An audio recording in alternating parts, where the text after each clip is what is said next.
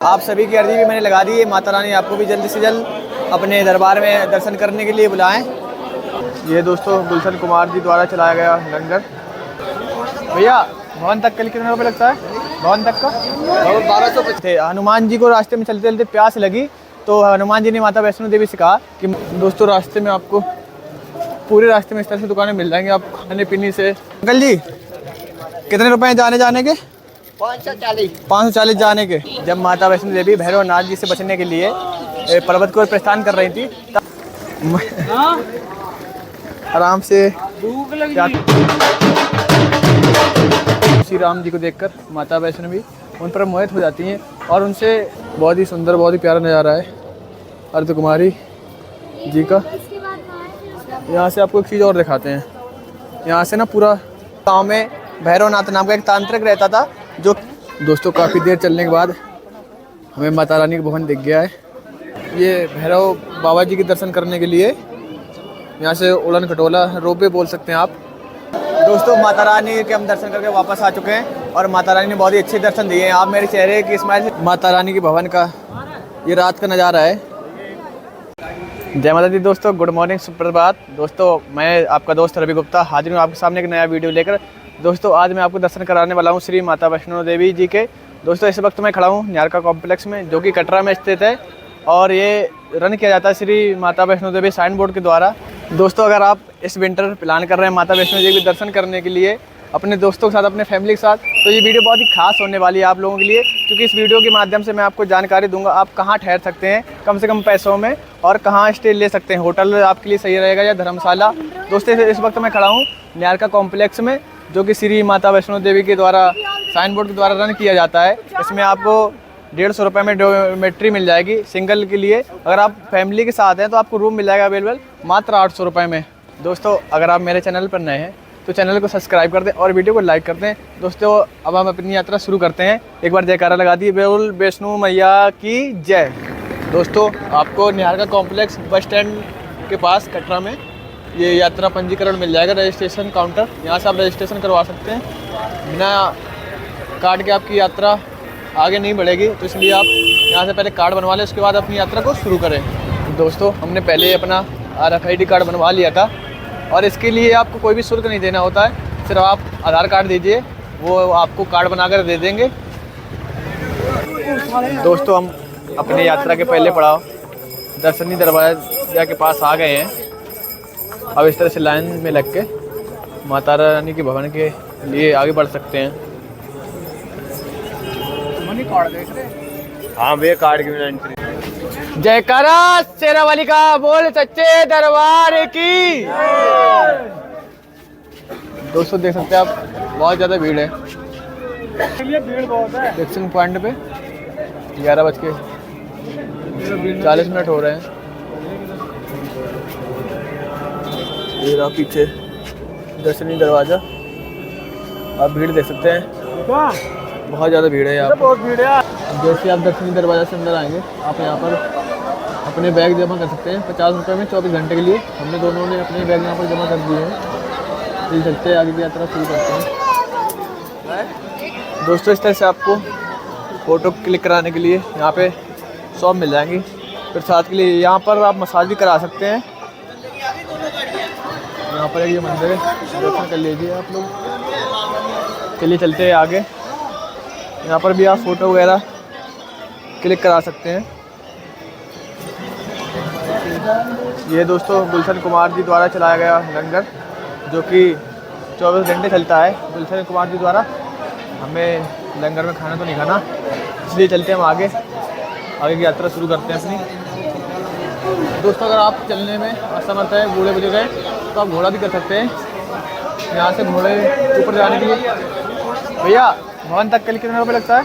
भवन तक का 1250 जाने का और आने का भैरव हो गया होगा ना 1250 है। थैंक यू भैया। जैसे भैया ने भी हमें जानकारी दी 1250 जाने का, एक साइड का लगता है। यहाँ से आप डंडे वगैरह ले सकते हैं, जिससे आपको चलने में काफ़ी आसानी होगी। दोस्तों हम यात्रा के पहले पड़ाव बाण गंगा पर आ चुके हैं। यह है दोस्तों बाणगंगा। और ऐसी मान्यता है कि यात्रा करने से पहले यात्री यहाँ पर स्नान करके आगे की यात्रा को प्रारंभ करते हैं। आप देख सकते हैं यहाँ पर कुछ लोग नहा भी रहे हैं। तो दोस्तों हमें यहाँ से आगे यात्रा करनी है, ये पॉइंट था, मैंने आपको इसकी जानकारी दे दूँ और आपको बता दूँ। दोस्तों हमारे सनातन धर्म में सभी स्थान का एक महत्व, एक कहानी है। उसी तरीके इस बाणगंगा की भी कहानी है कि जब माँ वैष्णो देवी भैरव बाबा से बचने के लिए जा रही थी तो उनके साथ हनुमान जी थे। हनुमान जी को रास्ते में चलते चलते प्यास लगी तो हनुमान जी ने माता वैष्णो देवी से कहा कि माँ मुझे प्यास लगी। तब माता वैष्णो ने अपने धनुष से बाण चलाया था, जिसके कारण से नदी का नाम बाणगंगा पड़ा। और एक कहानी और है कि माता वैष्णो ने अपने यहाँ पर केस धोए थे, अपने बाल धोए थे, इसलिए इसे बाणगंगा भी कहा जाता है। दोस्तों जब हमने यात्रा शुरू की थी तो हमें ठंड नहीं लग रही थी, पर जैसे हम मंदिर के पास आए हैं, हम अभी 500 मीटर ही चले हैं, 500 मीटर आप चलोगे तो आपको बाणगंगा मिल जाएंगी। और चलती हमें ठंड लगने लगी तो हमने जैकेट निकाल ली है। चलिए। माता की जय, माता की जय, माता की जय, माता की जय, माता की। दोस्तों ये यात्रा का टोटल जो सफ़र है वो 13 किलोमीटर का होने वाला है, पर माता रानी की जयकारों के साथ ये पता नहीं चलेगा हमने 13 किलोमीटर कब कवर कर लिए। एक बार आप सभी कमेंट बॉक्स में जय माता दी लिख दीजिए और ज़ोर से बोलिए जय माता की। दोस्तों रास्ते में आपको पूरे रास्ते में इस तरह से दुकानें मिल जाएंगी, आप खाने पीने से रिलेटेड कोई भी यहाँ पे दिक्कत नहीं होने वाली है। आराम से आपकी यात्रा पूरी होगी। दोस्तों अगर आपके साथ बच्चा है तो इस तरह ट्रॉली में आप उसे बैठा के ले जा सकते हैं। इनसे पूछते हैं कितने रेट है। अंकल जी कितने रुपए हैं जाने के? 540 जाने के और आने के? 540। जाने और आने के दोनों के 540 रुपए हैं। अगर आपके साथ बच्चा है तो आप उसे बैठा के इसमें ले जा सकते हैं। बोलिए जय माता की। दोस्तों दर्शनी दरवाज़ा जहाँ से हमने यात्रा शुरू की थी वहाँ से भवन तक की दूरी 13 किलोमीटर की है और बीच का जो पॉइंट पड़ता है वो अर्धकुमारी है। दोस्तों ये बाथिंग पॉइंट है, आप यहाँ से भी स्नान करके आगे की अपनी यात्रा को शुरू कर सकते हैं। ये माता वैष्णो देवी साइन बोर्ड द्वारा रन किया जाता है। आप देख सकते हैं नीचे सारे लोग नहा रहे हैं। ये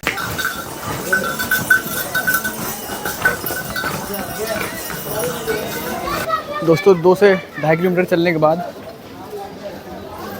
हम आ गए चरणोपात का मंदिर। ये है प्रवेश द्वार चरणोपात का मंदिर। जब माता वैष्णो देवी भैरवनाथ जी से बचने के लिए पर्वत को प्रस्थान कर रही थी तब माता वैष्णो देवी जी ने यहाँ पर रुककर भैरव बाबा को देखा था पलट कर कि वो पीछे आ रहे हैं कि नहीं आ रहे हैं। तो यहाँ पर माता वैष्णो देवी की चरण के निशान पड़ गए थे, जिसकी वजह से इस मंदिर का नाम, इस स्थान का नाम चरणोपात का पड़ा। दोस्तों ये कटरा शहर ज़्यादा बड़ा नहीं है, 3-4 किलोमीटर में ये फैला है। अब यहाँ से इसका नज़ारा देख सकते हैं।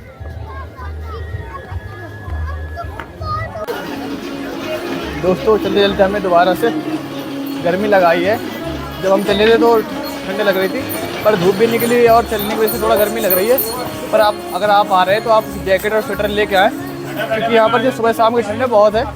तो आप अपनी पूरी तैयारी के साथ आएँ माता रानी के दरबार में। जय माता की। दोस्तों अगर आप पैसे तक जा रहे हैं तो यहाँ पर आप मात्र 20 रुपये में मसाज करा सकते हैं 10 मिनट, जिससे आपको काफ़ी आराम मिल जाएगा। माँ के भवन के जाने की ओर का रास्ता कुछ इस प्रकार है। यहाँ पर जगह जगह पर आपको इस तरह की शॉप वगैरह मिल जाएंगी, मसाज की शॉप मिल जाएंगी। खाने पीने की तो किसी प्रकार कोई दिक्कत होने वाली नहीं है आपको रास्ते में। यहाँ से लेकर माता के भवन तक खाने पीने की पूरी व्यवस्था है, आपको सारी चीज़ें मिल जाएंगी। पूरी तरह से एक मार्केट बना हुआ है। आराम से यात्रा कर रहे हैं। आप इस बच्चों को देखिए, छोटा सा बच्चा है और पैदल यात्रा कर रहा है, और बड़े बड़े लोग घोड़े में बैठ के जा रहे हैं। उनको सीखना चाहिए कुछ इस बच्चे से। जय माता की। दोस्तों ये शॉर्ट रास्ता है, 526 सीढ़ियाँ हैं, आप यहाँ से भी जा सकते हैं। और ये मेन रास्ता है, पर यहाँ से जाने में आपको बहुत ज़्यादा थकावट हो जाएगी, तो मैं आपको सलाह दूंगा कि आप यहाँ से जाएं थोड़ा सा टाइम लगेगा पर आपको थकावट महसूस नहीं होगी।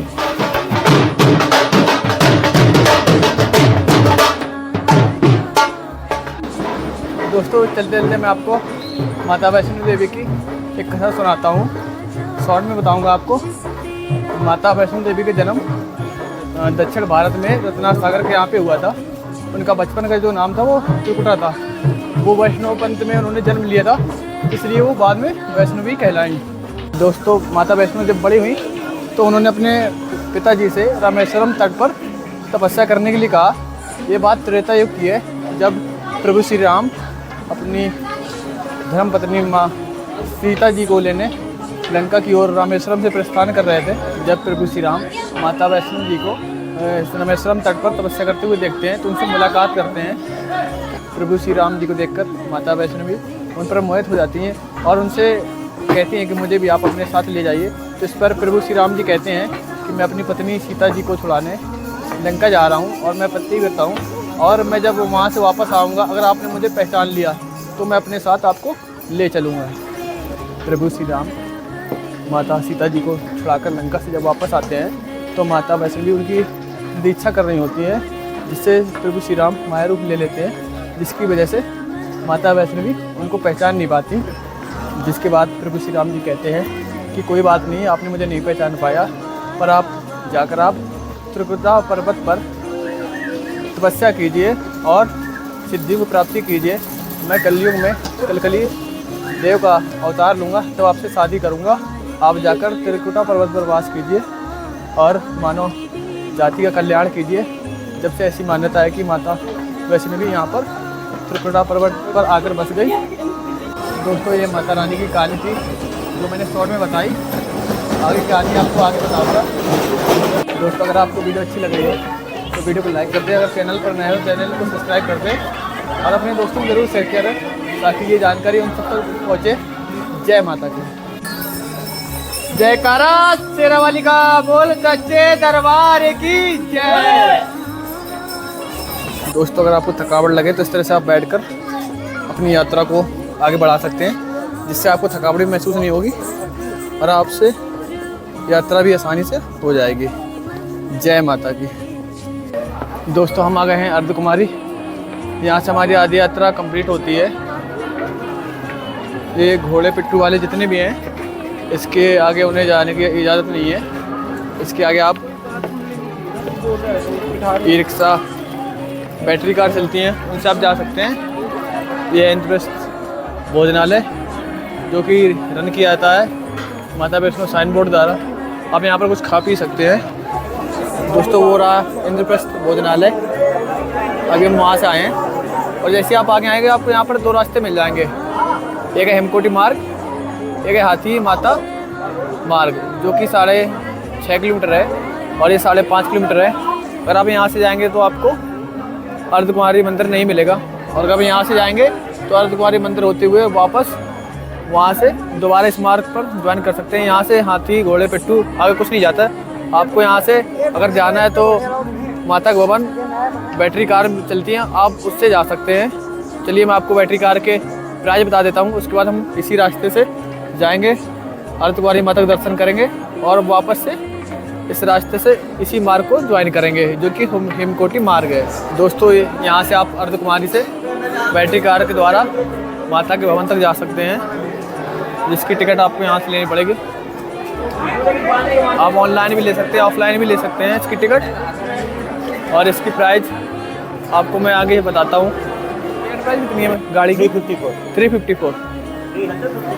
354 जैसे भैया ने बताया। यहाँ से माता के भवन की टिकट प्राइस है बैटरी कार्स की जाने की। तो आप यहाँ से अगर जाना चाहते हैं तो आप यहाँ से टिकट कटाकर बैटरी कार के द्वारा माता रानी के भवन भी जा सकते हैं। जय माता की। दोस्तों आप सबको ये वीडियो कैसा लग रहा है आप कमेंट बॉक्स में ज़रूर बताएं। अगर आपको वीडियो अच्छी लग रही हो तो वीडियो को लाइक कर दें और चैनल को सब्सक्राइब कर दें। जय माता की। दोस्तों जैसे आप अर्धकुमारी के पास आएंगे तो आपको डिस्पेंसरी मिल जाएगी यहाँ पर। अगर आपको सांस लेने में या किसी प्रकार का कोई प्रॉब्लम है स्वास्थ्य से रिलेटेड तो आप यहाँ से उसकी दवाई वगैरह भी ले सकते हैं। दोस्तों ये भोजनालय है जो कि माता वैष्णो साइन बोर्ड द्वारा रन किया जाता है। यहाँ पर आप पूली चना, सूजी हलवा आदि चीज़ें खा सकते। आप यहाँ पर देख सकते हैं सभी भोजन के प्राइस लिखे हैं, आप यहाँ पर भोजन कर सकते हैं। और वो है अर्धकुमारी मंदिर। चलिए चलते हैं, माता रानी के दर्शन करते हैं। दोस्तों अर्धकुमारी मंदिर के पास गर्भजून गुफा है जिसमें आप टिकट कटाकर दर्शन कर सकते हैं। इसमें देखते हैं वेटिंग कितनी है, अगर वेटिंग नहीं हुई तो दर्शन करेंगे। देखते हैं यहाँ पर ये सारे लोग लगे लाइन से, यहाँ से आप टिकट लेकर गर्भजून गुफा के दर्शन कर सकते हैं। बहुत ही सुंदर, बहुत ही प्यारा नज़ारा है अर्धकुमारी जी का। यहाँ से आपको एक चीज़ और दिखाते हैं, यहाँ से ना पूरा कटरा शहर दिखता है। चलिए आपको दिखाते हैं। दोस्तों वो है रेलवे स्टेशन कटरा का, और ये रहा पूरा कटरा शहर। ज़्यादा बड़ा नहीं है, 3-4 किलोमीटर में फैला है कटरा शहर। दोस्तों ये रास्ता है जो कि सांझी छत होते हुए माता रानी के भवन की ओर जाता है, और एक ये रास्ता है जो कि हिमकोटी होते हुए माता रानी के भवन जाता है। अगर आप इस रास्ते से आएंगे तो आपको ज़्यादा थकावट नहीं होगी, और अगर आप इस रास्ते से जाते हैं तो इस रास्ते में खड़ी चढ़ाई है जिससे आपको थकावट हो सकती है। तो अभी हम हिमकोटी वाले मार्ग से जाने वाले हैं यहाँ से। दोस्तों ये भगवती भवन है, यहाँ पहले आओ पहले पाव वाली सेवा है। अगर आप पहले आकर यहाँ पर रूम बुक करते हैं तो आपसे यहाँ पर कोई भी चार्ज नहीं लिया जाता है, आपको कंबल वगैरह मिल जाएंगे, आप आराम से रुक सकते हैं। इसके पीछे एक और भवन है जिस पे आप 150 रुपये देकर रुक सकते हैं। जैसे कि हमने नीचे दिन बताया था आपको बिहार का भवन में, सेम उसी तरीके से है, आप वहाँ से इसकी बुकिंग करा सकते हैं। अगर आपको दोस्तों गर्भजून के दर्शन नहीं करने तो आप डायरेक्ट मंदिर के अर्धकुमारी मंदिर के दर्शन कर सकते हैं। चलिए हम चलते हैं, मंदिर दर्शन करते हैं। दोस्तों अगर मैं बात करूँ इस गर्भजून गुफा के बारे में तो इसका गर्भजून नाम इसलिए पड़ा, जिस प्रकार एक माँ के गर्भ में बच्चा 9 महीने तक रहता है, उसी प्रकार से माता वैष्णो देवी इस गुफा में 9 महीने तक समाधि अवस्था में रही थी, जिसकी वजह से इस गुफा का नाम गर्भजून पड़ा। दोस्तों इस गर्भजून गुफा के बारे में, अर्धकुमारी के बारे में एक कहानी और है कि यहाँ पर श्रीधर नाम का एक ब्राह्मण रहता था, जिसके सपने में माता वैष्णो देवी आई थी और उनसे कहा था कि आप अपने यहाँ पर भंडारा करवाइए और मैं भंडारे में आऊँगी। तो श्रीधर ने भंडारा करवाया था, जिसमें जगह की कमी पड़ने लगी थी और भोजन की भी कमी पड़ने लगी थी। तो माता रानी आई थी वहाँ पर, उन्होंने भोजन की भी कमी नहीं होने दी थी और जगह भी अपने आप बड़ी होती चली गई थी।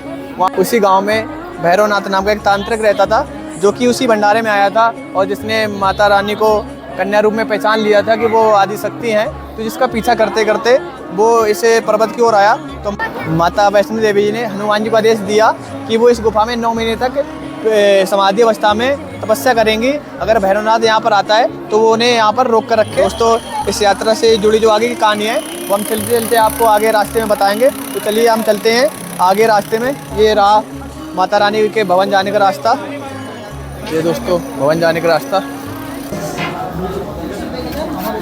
यहाँ पर ये दोस्तों सभी इंतज़ार कर रहे हैं गर्भजून गुफा की वेटिंग का, उसके बाद ये सारे दर्शन करेंगे।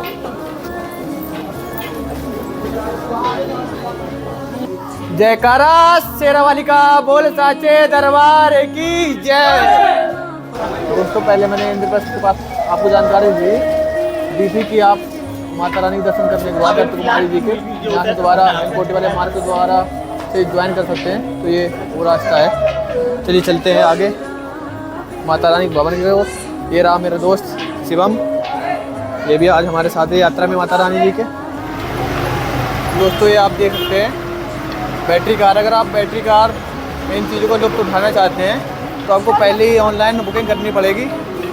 आप अगर तत्काल में जाओगे तो आपको जाने को साथ ना मिले। तो दोस्तों अगर मैं बात करूँ यहाँ पर ठंड की, तो दोपहर पर यहाँ पर बिल्कुल भी ठंड नहीं है, पर फिर भी आप पूरी तरह से तैयार होकर आएँ, जैकेट स्वेटर वगैरह लेकर। यहाँ की जो ठंड है वो सुबह और शाम की बहुत तेज़ ठंड है, तो आप पूरी अपनी तैयारी के साथ ही यहाँ पर आएँ।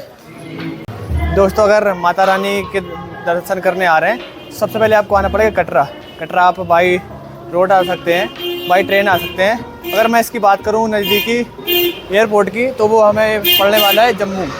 जम्मू से आप टैक्सी के द्वारा माता रानी के दर्शन करने कटरा धाम आ सकते हैं। आप कटरा आते हैं, कटरा से आप 150 रुपये में बस स्टैंड आ सकते हैं, कटरा बस स्टैंड, और 250 रुपये में आ सकते हैं दर्शन द्वार पर। जो दोस्तों ये एक और माता वैष्णो श्राइन बोर्ड के द्वारा भोजनालय है, यहाँ पर आप खाना खा सकते हैं। ये इसकी प्राइस है।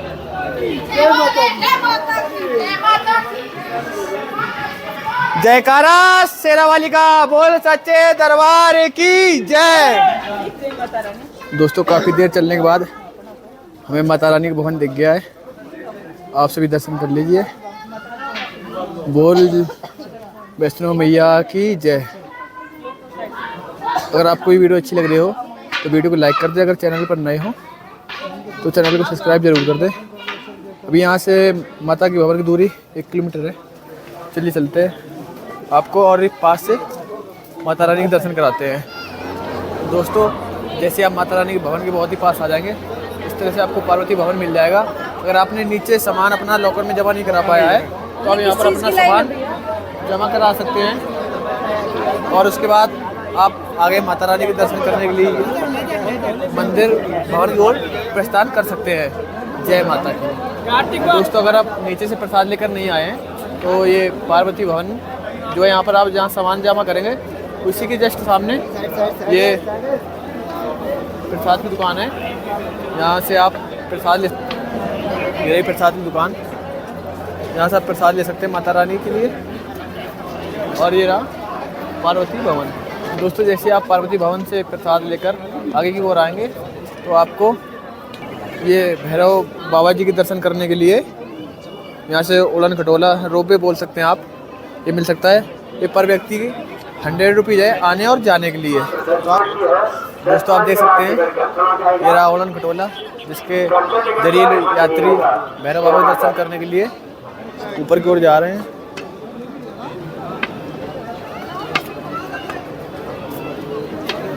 स्काई वॉक नौ दुर्गा पथ, हम जाने वाले माता रानी के दर्शन करने। और जब तक आप इस इमेज के जरिए माता रानी के दर्शन कीजिए, मैं इस तस्वीर में आप माँ लक्ष्मी, माँ काली, माँ सरस्वती जी के दर्शन कर सकते हैं। जय माता की। दोस्तों माता रानी के हम दर्शन करके वापस आ चुके हैं और माता रानी ने बहुत ही अच्छे दर्शन दिए हैं। आप मेरे चेहरे की स्माइल से देख सकते हैं माता रानी कैसे दर्शन दिए हैं। आप सभी की अर्जी भी मैंने लगा दी है, माता रानी आपको भी जल्द से जल्द अपने दरबार में दर्शन करने के लिए बुलाएं। माता रानी के भवन का ये रात का नज़ारा है, बहुत ही सुंदर देख सकते हैं आप। और माता रानी का मंदिर जो वो 6 बजे बंद हो जाता है, इसलिए अब ये 7 बजे ओपन होगा। ये आप लाइन देख सकते हैं, दर्शन करने की लाइन लगी है। अगर आप 6 बजे से पहले दर्शन कर लेते हैं तो आपको इस तरह से लाइन में नहीं लगना पड़ेगा। दोस्तों हम माता जी के सदा आभारी रहेंगे। माता जी ने बहुत प्यारे बहुत सुंदर दर्शन दिए हैं। और दोस्तों जो मैंने आपको कथा सुनाई थी गर्भजून वाली, जब भैरव बाबा माता वैष्णो देवी जी का पीछा करते करते यहाँ गुफा तक आ जाते हैं तो उन्हें बाहर हनुमान जी मिलते हैं और हनुमान जी से उनका युद्ध कई महीनों तक चलता है। जब माता वैष्णो जी 9 माह पूर्ण होने के बाद अपनी गुफा से बाहर आती हैं तो वो युद्ध देखती हैं हनुमान जी का और भैरव बाबा जी का।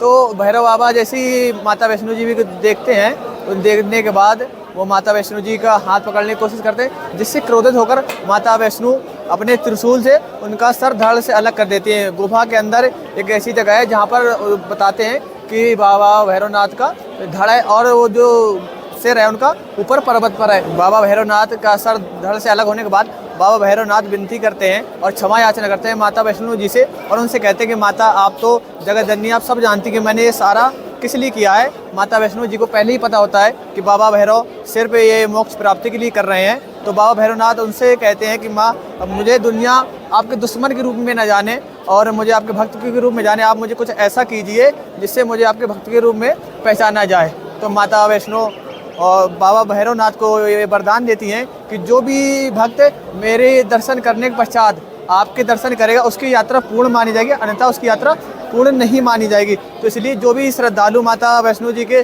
दर्शन करने आते हैं और दर्शन करने के बाद अगर बाबा भैरवनाथ के दर्शन नहीं करते हैं तो उनकी यात्रा पूर्ण नहीं मानी जाती है। और हमने माता वैष्णो जी के दर्शन कर लिए हैं, तो चलिए अब हम भी चलते हैं बाबा भैरवनाथ जी के दर्शन करने और आप सबको भी कराते हैं बाबा भैरवनाथ के दर्शन। तो चलिए चलते हैं। दोस्तों माता रानी के भवन से भैरव घाटी मंदिर 2 किलोमीटर की दूरी पर है और सारे श्रद्धालु यहाँ से बाबा भैरवनाथ के दर्शन करने के लिए जाते हुए। दोस्तों 2 किलोमीटर की चढ़ाई हमने कंप्लीट कर ली है, थोड़ी देर और बचा है। बाबा भैरवनाथ जी का मंदिर, जल्दी से चलते हैं और आपको दर्शन कराते हैं। ये सेवा में बहुत थक चुका है लेकिन बराबर चल भी रहा है।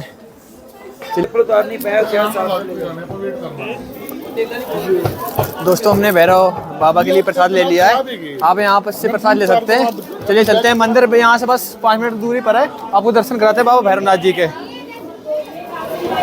श्री भैरव लंगर, दोस्तों यहाँ पर भैरव बाबा का लंगर भी चलता है, आप यहाँ से लंगर प्रसाद ग्रहण कर सकते हैं। ये देख सकते हैं आप, यहाँ पर सारे लोग प्रतीक्षा कर रहे हैं। ये भैरव बाबा जाने का रास्ता। दोस्तों हमने भैरव बाबा के दर्शन कर लिए, यहाँ से हमारी यात्रा पूर्ण होती है। आप भी अगर आएँ तो पहले माता वैष्णो के दर्शन करें, उसके बाद बाबा भैरव दर्शन करें तो आपकी यात्रा पूर्ण हो जाएगी। एक बार जयकारा लगा दिए, बोल भैरव बाबा की जय। तो दोस्तों चलते चलते आपको एक कहानी और बताता हूँ कि जो श्रीधर नाम का ब्राह्मण था, तो ऐसी मान्यता है कि जब माता ने भैरवनाथ जी का सिर धड़ से अलग कर दिया था, उसके बाद वो यहाँ पर पिंडी रूप में विराजमान हो गई थी। ऐसी मान्यता कि श्रीधर जो था उसने इस गुफा की खोज की थी, जिसके बाद से लोग यहाँ पर माता रानी के दोस्तों भैरव बाबा के दर्शन करने के बाद हम आ गए सांझी छत में। ये सांझी छत का नज़ारा, और यहाँ से ये रास्ता जाता है माता के भवन के लिए और ये भैरव घाटी के लिए। दोस्तों एक कहानी और है माता की गुफा को लेकर कि ये महाभारत के समय की कहानी है कि जब अर्जुन के कहने पर, जब श्री कृष्ण भगवान जी के कहने पर अर्जुन ने माता वैष्णो जी को याद किया था, प्रार्थना की थी, तब माता ने प्रसन्न होकर उन्हें दर्शन दिए थे। दर्शन के पश्चात वहाँ पर गुफा में पांडवों ने मंदिर का निर्माण कराया और पुरातत्व विशेषज्ञों ने यहाँ पर जब गुफा की जांच की तो उन्होंने बताया कि ये जो गुफा है माता रानी की वो 10 लाख साल पुरानी है। और ये हमें भी इस वक्त खड़े हैं सांझी छत पे, यहाँ से पूरा कटरा शहर दिखता है। अब शायद आपको वीडियो में समझ में आ रहा हो, पर अगर आप यहाँ पर आएंगे तो आपको पूरा कटरा शहर दिखेगा। दोस्तों अब चलते हैं हम यहाँ से सीधा कटरा मेन मार्केट, वहाँ पे हम आपको मार्केट दिखाते हैं। आप वहाँ से मेवे, सूखे मेवे, सारी चीज़ें ले सकते हैं। कैसा मार्केट है सारी जानकारी आपको वहाँ चल के देंगे। और दोस्तों हम आ गए कटरा, ये है कटरा का मेन मार्केट। यहाँ पर आपको अच्छे रेस्टोरेंट, होटल वगैरह मिल जाएंगे। और जो मैंने कहा था आपसे कि सूखे मेवे आप कहाँ से ले सकते हैं, आप सूखे मेवे किसी भी तरह के बहुत कम दाम पे यहाँ से ले सकते हैं। इस तरह की दुकानें हैं और भी, चलो मैं आपको आगे दिखाता हूँ। आप रौनक देखिए कटरा मार्केट की, बहुत ही अच्छा, बहुत ही सुंदर नज़ारा है। ये देखो ये दुकानें हैं यहाँ पर, सारी यहाँ पर मेवे की दुकानें हैं। ज़्यादातर तो मेवे की दुकानें हैं, प्रसाद की दुकानें हैं। ये दुकान है, इसके साथ चलते हैं किसी दुकान पर, आपको रेट बताते हैं क्या रेट है सूखे मेवे के। अभी हमारे भैया की शॉप पर और इनसे पूछते हैं कि इनके रेट क्या है। भैया इनके अखरोट के रेट क्या है? ये वाला अखरोट है 300 है भैया, ये 300 रुपये है। अच्छा, 400 भी आता है क्वालिटी से, अगर बेस्ट लेना हो उससे बेस्ट लेना है। ये 450 इनमें फ़र्क क्या है? क्वालिटी का फ़र्क आ जाता है, गिरी का फ़र्क आ जाता है। अगर जैसे अच्छा लोगे वैसा ही गिरी होना, उतना ही छिलका पतला होना। अच्छा, क्वालिटी हमारे पास 300 से लेके 700 750 तक क्वालिटी होती है। 750 अखरोट की क्वालिटी। हाँ जी। और अगर इसकी बात करूँ मैं, ये हमारे पास कितने रुपए की? ये हमारे पास 550 रुपये किलो है। और ये 600 रुपये। इसे क्या बोलते हैं? इसको बोलते हैं खमानी, ड्राई फ्रूट भी होता है। खाओ खमानी रहेगी जमानी। ये काली किस्मत है ना, ब्लैक वाली किशमिश होती है। इसका क्या रेट है? ये 600 रुपये किलो है। ये वाली आती है, पीली वाली है 400 है, हरी वाली आएगी 500 और रुपये। वो केसरी बादाम होता है, बढ़िया वाला, अच्छा क्वालिटी में होता है। तेल वाले बादाम होते हैं। दोस्तों आपको इस वीडियो से अंदाज़ा लग जाएगा आपको क्या रेट चल रहे हैं यहाँ पर।